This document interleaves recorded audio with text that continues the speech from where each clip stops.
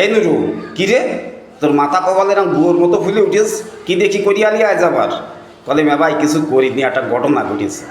তার আগে তুমি একটা কথা কও দিনি। আমার কি হয়েছে আবার?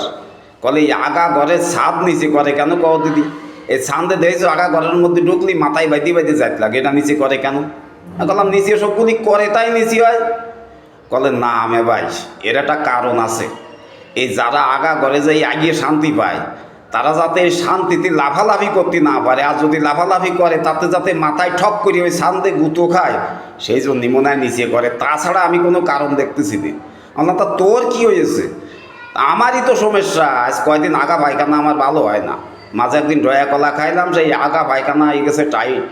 বুঝতে পারিস, আজকে কয়দিন পরে জাড়িয়ে এগিয়ে ফেলাইছি। ফেলাইয়ে বুঝছো, সেই আনন্দে কেবলই আমি একটা লাভ জাপ মারিছি, আর অমনি মাথা কপালে গুঁতো খাইছি। দেখো গুয়োর মতো ফুলে উঠেছে ওই জন্যই। তাতে দুঃখ নেই, আগা ভালো হয়েছে কিনা তাই কও।